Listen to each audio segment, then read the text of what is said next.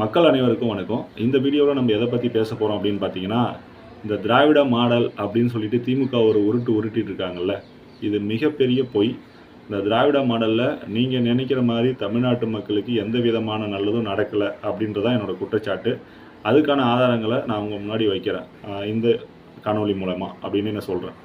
First நான் சொல்கிறேன், இவங்க திராவிட மாடல்னு சொல்கிறாங்கல்ல, இன்றைக்கி இந்த திராவிட மாடலை வச்சுக்கிட்டு கர்நாடகாக்காரங்கிட்டையோ இல்லை கேரளாக்கிட்ட இருக்கிற முல்லை பெரியார் பிரச்சனையோ இல்லை கர்நாடகாரங்கிட்ட இருக்கிற இந்த காவேரி பிரச்சனையோ இவங்க தீர்த்துட முடியுமா? உச்சநீதிமன்ற தீர்ப்பு கொடுத்தே கூட அவங்க தண்ணி தர மாட்டேன்றாங்க கர்நாடகாரங்க. இன்றைக்கி கேரளாவில் இருக்கிற பிரச்சனையை நீங்கள் தீர்த்துட முடியுமா? இப்போ கேரளாவிலையோ இல்லை கர்நாடகாரனோ பொதுவாக பார்த்தீங்கன்னா நம்ம கேரளா மன்னிக்கணும் கேரளா நம்ம கர்நாடகம் தமிழ்நாடு இதெல்லாம் சேர்ந்து தானே நமக்கு திராவிடம்னு சொல்லிட்டு இருக்காங்க. இந்த திராவிட மாடல் அங்கே செல்லுபடி ஆகுமா? தமிழனா அடிக்கிறான். எங்கேயாச்சும் கேரளாவில் போய் நம்ம ஏதாவது வீரமாக பேசிட முடியுமா? இல்லை நம்ம திராவிடம் எல்லாருமே ஒன்று தான் அப்படின்னு சொல்லிட முடியுமா? நீங்கள் நல்லா யோசித்து பார்த்தீங்கன்னா தெரியும், இந்த திராவிடம் அப்படின்றது மக்களை ஏமாத்துக்காக கொண்டு வந்தது. குறிப்பாக பார்த்தீங்கன்னா இப்போது நீங்கள் வந்து தமிழ்நாட்டு மாடல்னு சொல்லுங்களேன், அதில் என்ன உங்களுக்கு குறைச்சல்? நீங்கள் தமிழ்நாட்டு மாடல்னு சொல்கிறதுல உங்களுக்கு என்ன ப்ராப்ளம் வந்துச்சுன்னு தான் என்னோடய கேள்வி. நீங்கள் தமிழ்நாட்டு மாடல்னு வச்சு ஆட்சி நடத்துங்க. என்ன இந்த திராவிட மாடல்லாம் என்னன்னு கேட்குறவன் இது தாண்டா சாட்சி. நீங்கள் ஒரு குறிப்பாக ஒரு விஷயத்த சொல்கிறேன், இந்த மீடியாவை வச்சுக்கிட்டு சில கூலிக்கு மாரடிக்கிற சில கைக்கூலியை வச்சுக்கிட்டு பொதுவாக சொல்கிறேன். இப்போ ஒரு டிபேட் நடக்குது, ஒரு டிவியில் ஒரு டிபேட் நடக்குதுன்னு வச்சுக்கோங்களேன். இப்போது குறிப்பாக நம்ம சொல்கிறேன், இவங்க சொல்கிறது ஃபஸ்ட்டு கொள்கை பார்த்திங்கன்னா கடவுள் இல்லை, கடவுள் மறுப்பு கொள்கை சொல்லுவாங்க. உடனே பெரியார் இவங்க வந்து துணைக்கு கூட்டுப்பாங்க. அந்த டிபேட்டில் நீங்கள் நல்லா கூர்ந்து கவனிச்சிங்கன்னா போதும். இந்த பக்கம் பார்த்தீங்கன்னா ரொம்ப ஸ்ட்ராங்காக உதாரணத்துக்கு பார்த்திங்கன்னா பெரியார் திடல்லேருந்து நேரடியாக இறக்குமதி செய்யப்பட்ட சில அறிவுஜீவிகள்லாம் உட்காந்துருப்பாங்க. இந்தாண்ட சைடு பார்த்திங்கன்னா சாதாரண மனுஷன், அவனுக்கு ஒன்றும் பெருசாக தெரியாது. நீங்கள் எந்த டிபேட்டாக இருந்தாலும், இப்போ நீங்கள் வந்து கோபிநாத் நீயானா நடத்துகிற அதுவாக இருந்தாலும் சரி தான், கருப்பணி அப்போ நடத்தின அந்த இதுவாக இருந்தாலும் சரி தான், முன்னாடி மதிமாறன் ஒருத்தர் நடத்திருந்தார், அவர் ஒரு முட்டை தோசைலாம் சுட்டா இருப்பாருங்க, அது அவராக இருக்கட்டும், யாராக இருந்தாலும் சரி தான். எல்லாருமே எப்படி தெரியுமா அவங்க ஆளை செலக்ட் பண்ணுவாங்க? இவங்க வந்து கொஞ்சம் இன்டலெக்சுவலாக பேசக்கூடிய பெரியார் திடலில் பயிற்சி பெற்ற அந்த பெரியார் திடல்லேருந்து நேரடி இறக்குமதி செய்யப்பட்ட ஆளுகளை ஒரு பக்கம் உட்கார வச்சுருவாங்க. ஆனால் அவங்க வந்து எப்படின்னா இயற்கையாக வந்த மாதிரியே இவங்க செட் பண்ணி உட்கார வச்சுருவாங்க. ஆப்ரண்டில் பார்த்தீங்கன்னா சாதாரணமாக நார்மலாக அவனுக்கு எந்த விதமான அரசியலை பற்றி புரிதல் இருக்காது. அவன் கொண்ட கொள்கையில் கொஞ்சம் ஈடுபாடாக இருப்பான். அதில் ஒரு சில இன்டலெக்சுவலாக பேசுகிறவனையும் அங்கே கட் காப்பி பேஸ்ட் பண்ணி தான் நம்மளுக்கு வீடியோ ஃபுட்டேஜாக வரும். அதில் நான் சொல்கிறேன் என்னென்னலாம் இவங்க உருட்டுறாங்க அப்படின்னு பார்த்தீங்கன்னா, இப்போ மதிவதினிலாம் வந்து புறநானூறு அகநானூறு அதுலேருந்தெல்லாம் எடுத்து கோட் பண்ணி சொல்லுவாங்க. அவங்க கோட் பண்ணுற அந்த வார்த்தை கரெக்டாக இருக்கும், ஐ மீன் அந்த சொற்றொடர் கரெக்டாக இருக்கும். ஆனால் அது விளக்கம் அவங்க பெரியார் தொடர்லேருந்து படித்து வந்து சொல்லுவாங்க. அவங்க அந்த லிவிங் பற்றி அந்த முந்தையும் நந்தையும் ஒரு இது சொன்னாங்கல்ல, அதை யூடியூப்பில் நிறைய பேர் கிழிச்சிட்டாங்க. அதுதான் சொல்கிறேனே, அந்த மாதிரி இவங்க எடுத்துகிட்டு வருவாங்க.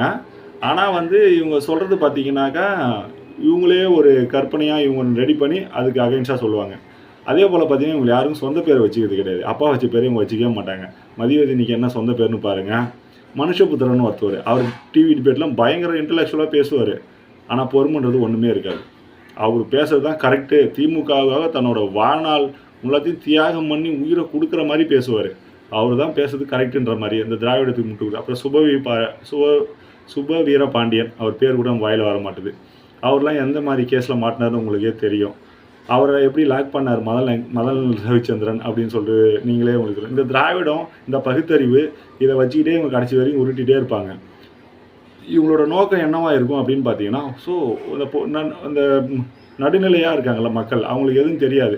இவங்க டிவி டிபேட்டில் பேசுறதை பார்த்துட்டு, ஸோ இந்த மாதிரி இருக்கவங்க தான் அறிவாளியோ, இந்தாண்டு சைடு உங்களுக்கு எதுவும் அவங்களுக்கு எதுக்கு எடுத்து வைக்க தெரியலையே அப்படின்னு சொல்லிட்டு இவங்க செட் பண்ணுற நேரட்டிவே அப்படி தான். ஒரு பக்கம் பார்த்தீங்கன்னா இன்டலெக்சுவலான ஆளை ஃபுல்லாக உட்கார வச்சுருவாங்க.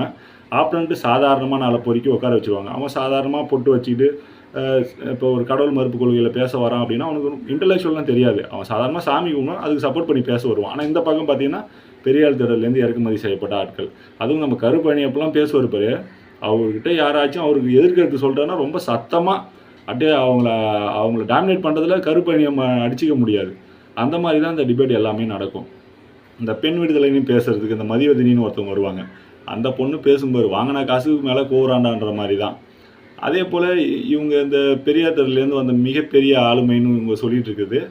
நம்ம சீப்பு செந்தில் தான். அது அவரே சொல்லியிருக்காரு. நான் திமுக சொம்புன்னு என்ன சொல்லாதீங்க, திமுக அண்டாதான் என்ன சொல்லுங்க அப்படின்னு சொல்லிட்டு. சீப்பு செந்தில்னு சொல்றதா இல்லை திமுக அண்டான்னு சொல்றதான்னு தெரியல. அவரெல்லாம் திமுகவுக்கு முட்டு கொடுக்குற மாதிரி யாருமே முட்டு கொடுக்க மாட்டார். அதே போல் நம்ம வன்னியரசு அவர் அதுக்கு மேலே. இப்போ ரீசெண்டாக நடந்த இதில் கூட ஒரு பட்டிமன்றத்தில் கூட பல்ப் வாங்கினார். வன்னியரசு எப்பயுமே தமிழ்நாட்டில் இருக்கிற பிரச்சனையை பற்றி எதுவுமே பேசுகிறது. ஸ்ட்ரெயிட்டாக உத்தரப்பிரதேசம் போயிடுவார், பீகார் போயிடுவார். அங்கே நடக்கிற பிரச்சனை பற்றி தான் பேசுவார் அப்படின்னு நம்ம கல்யாண சுந்தரம் அவர் வெளுத்து வாங்கினார். அதே போல் பார்த்தீங்கன்னா நீங்கள் நல்லா உத்து கவனிச்சிங்கன்னா தெரியும். இவங்க ஒரு குரூப் வச்சு செட் பண்ணி வேலை பார்க்குறாங்க. சமூக ஊடகங்களில் அதுவும் குறிப்பாக ஃபேஸ்புக்கு, யூடியூப்பு, இன்ஸ்டாகிராம் இந்த மாதிரி இடத்துல இந்த யூடியூப் ரூட்டர்ஸ் இந்த மாதிரி நிறைய சேனல்ஸ் இருக்குது. இந்த ஐயன் கார்த்திகேயன் நிறைய யூடியூப் சேனல் நான் சொல்லுவேன். இவங்க எல்லோரும் கூட வேலை என்ன தெரியுமா, மக்களை வந்து இந்த சைட்லேருந்து வர்றவங்க தான் ரொம்ப இன்டலெக்சுவல் அப்படின்னு சொல்லி தான். ஒரே ஒரு விஷயம் மட்டும் நான் சொல்கிறேன். நீங்கள் இங்கே இருக்கவங்க எல்லாருமே பெரியார் தான் படிக்க வச்சார் அப்படின்றத வாதத்தை முன்வைக்கிறீங்க, ஒத்துக்கிறேன். அதையும் ஸ்டாலினை படிக்க வைக்கல, இந்த பெரியார் கலைஞரை ஏன் படிக்க வைக்கல? கலைஞர் படித்தார், நீங்கள் அறிவாளினே வச்சுப்போம், ஒன்றும் பிரச்சனை கிடையாது. கலைஞரை வந்து தான் படிக்க வச்சார் நீங்கள் சொல்கிறீங்களா, ஸ்டாலினை ஏன் படிக்க வைக்கலன்றதான் என்னோடய கேள்வி. இது ஒன்று. அதுக்கப்புறமா பார்த்தீங்கன்னா அந்த நீங்கள் கொடுக்கப்பட்ட இப்போது நீங்கள் அண்ணா விட்டு சென்ற பாதையை ஃபாலோ பண்ணுறேன்னு சொல்கிறீங்க. அண்ணா என்னைக்காச்சும் அவர் குடும்பத்துலேருந்து எத்தனை ஆள் விட்டாரா? இப்போ நீங்கள் வந்து இன்ப நிதிக்கு எத்தனை கோடியிலே கார் வாங்கிடுறீங்க. அவரோட வேலை அடுத்தது அவர் வந்து எம்எல்ஏ ஆவார். அடுத்ததாக பார்த்தீங்கன்னா இளைஞரணி தலைவர் ஆவார். அதுக்கப்புறம் அமைச்சர் ஆவார். அதுக்கப்புறம் துணை முதல்வர். இதான நெரேட்டிவு. திராவிடம் உங்களுக்கு கற்றுக் கொடுத்ததுன்னா ஒரு குடும்பத்தில் சிஎம்ஐ தேர்றது இதுதான் உங்களோட நெரேட்டிவான்னு கேட்குறேன். இந்த திராவிட மாடல் அப்படின்னு சொல்லிடுது என்ன மாடல் தெரியுமா? கலைஞர் மாடல். கலைஞர் மாடல்னால் என்னன்னாக்கா, அவருக்கும் கலைஞரோட பையன் 2 பேரும் சண்டை வரும்போது ஒரு முடிவு பண்ணார். சரி, ஸ்டாலினை தான் அடுத்த கட்ட தலைவராக ஆகணும்னு சொல்லிட்டு அதை செஞ்சார். அதுக்கப்புறமா ஸ்டாலின் வந்து அவரோட பையனை முதலமைச்சர் ஆகினார். அவங்க பையன் வந்து அவரோட பையனை முதலமைச்சர் ஆகுவார். அதுக்கப்புறம் இன்பநிதி என்ன பண்ணுவார்னா, சினிமாவில் இப்போ நடிக்கிறதுக்கு பேச்சுவார்த்தை நடக்குதான். அவரும் வருவார். அவர் மூஞ்சியும் நம்ம சகிச்சுட்டு பார்ப்போம். அவர் 5 படம் நடிப்பார். அதுக்கப்புறமா லைட்டாக அரசியல், அதுக்கப்புறமா சிஎம் அப்படின்ற மாதிரி வந்துடுவார். இந்த திராவிட மாடலை மக்கள் கடைசி வரைக்கும் நம்பிக்கிட்டே இருந்தீங்கன்னா உங்களுக்கு கிடைக்க போகிறது ஒன்றுமே கிடையாது. இன்றைக்கி தமிழ்நாட்டில் இருக்கிற பிரச்சனையை நான் சொல்கிறேன். 2-3 விஷயம் சொல்கிறேன். பார்த்தீங்கன்னா இன்றைக்கி அஜித்குமாரோட மரணத்தில் என்ன நடந்ததுன்னு உங்களுக்கு தெரியும். அதில் சட்டம் ஒழுங்கு உங்களுக்கு ஒரு ஆளுமை பண்பு இல்லை அப்படின்றது அதிலே நல்லா தெரிஞ்சு நீங்கள் போய் சாரி கேட்குறீங்க. அதிலே உங்களை ஆளுமை பண்பு முக்கா வச்சு போயிடுச்சு. பொதுவாக பார்த்தீங்கன்னா ஆளுமை திறன் அப்படின்றது ரொம்ப ரொம்ப முக்கியம். நிர்வாகத்திறன் அப்படின்றது ரொம்ப முக்கியம். அது ஸ்டாலின்கிட்ட சுத்தமாக இல்லை. ஒன்று. 2வது விஷயம் பார்த்தீங்கன்னா இன்றைக்கி துப்புரவு தொழிலாளர்கள் வீதிக்கு இறங்கி போராடுறாங்க. அதில் இன்ன வரைக்கும் தீர்வு காணாமல் இருக்குது. இதில் வந்து கேள்வி கேட்க போனால் சேகர் பாபு வந்து கிட்டத்தட்ட மிரட்டுற தோனியிலே பதில் சொல்லிட்டு இருக்காரு. யார் கேள்வி கேட்டாலும், பத்திரிகைக்காரங்கள் கேட்டாலும், யார் கேட்டாலுமே உங்களோட அமைச்சர்களோட போக்கு எல்லாமே அப்படி தான் இருக்குது. நீங்கள் தான் அடுத்ததாக சிஎம்மாக வந்துடலான்ற கனவு மட்டும் காண்றாதீங்க. மக்கள் எப்பயுமே தெளிவாக இருப்பாங்க. நீங்கள் 10 கட்சி கூட்டணி இல்லை, இன்னும் 20 கட்சி கூட்டணி வச்சாலும் சரி தான், நீங்கள் உங்களோட வாயை அடக்காத வரைக்கும் ஜெயிக்க முடியாது. திருச்சி சிவா ஒரு இன்டலெக்சுவலான ஆள். ஆனால் அவர் எப்படி சொன்னார்னு தெரியல, காமராஜர் ஏசி போட்டு தூங்கினார் அப்படின்னு சொல்லிட்டு. இந்த மாதிரி நிறைய குற்றங்களும் உங்கள் இதில் நடந்துக்கிட்டே வருது. நீங்கள் பரந்தூரில் விமான நிலையம் கட்டுறதுக்காக எத்தனை ஏக்கர் ஏழை மக்களோட நிலங்களை கையகப்படுத்தி கிட்டத்தட்ட வயிற்றில் அடித்து அந்த வேலையை செஞ்சிட்ருக்கீங்க. இதெல்லாம் எங்கே போய் முடிய போகுதுன்னு தெரியல. தமிழ்நாடு விவசாய பூமி, அதை நீங்கள் சுடுகாடாக மாற்றுறதுக்கான எல்லா வேலையுமே செஞ்சுட்டு வந்திருக்கீங்க, செய்கிறீங்க. நீங்கள் ஸ்டெர்லைட் கொண்டு வந்ததுலேருந்து தூத்துக்குடியில் அந்த பிரச்சனை வந்ததுக்கு எல்லாத்துக்குமே மூல காரணம் திமுகவாக தான் இருக்கும். கையெழுத்து போட்டது நீங்களாக தான் இருப்பீங்க. பல பல 100 கோடி முதலீடுகளை வெளிநாட்டிலேருந்து ஈட்டு வந்துட்டீங்கன்னு சொன்னீங்க, செய்யவே இல்லை. நீங்கள் தேர்தல் அறிக்கையில் சொன்னது திரும்ப நான் சொல்லிட்டு ஞாபகப்படுத்திக்க வேண்டியதாகவே இருக்குது. எதையுமே செய்யலை. அனிதா பேரில் மருத்துவக் கல்லூரி கட்டுறேன்னு சொன்னீங்க, நீட்டே வேணாம், எல்லாருமே மாவட்டத்துக்கு 1 கட்டுறான்னு சொன்னீங்க, ஒன்றை காணோம். எடப்பாடி தான் கடைசியாக 13-14 காலேஜ் கொண்டு வந்தார் அவரோட ஆட்சியில். இன்றைக்கி மக்களை தேடின்னு சொல்லிவிட்டு அவர் பண்ணுற ஒரு செயலும் தரமாக இருக்குது.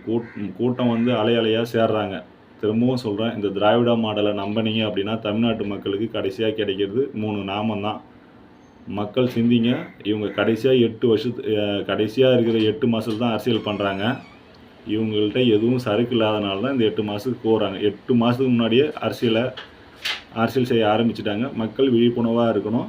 யார் மக்களுக்கு நல்லது செய்வாங்களோ அவங்கள தேர்ந்தெடுக்கணும் அப்படின்னு கேட்டுக்கிற அந்த வீடியோ வாயிலாக. நன்றி, வணக்கம், தேங்க்யூ.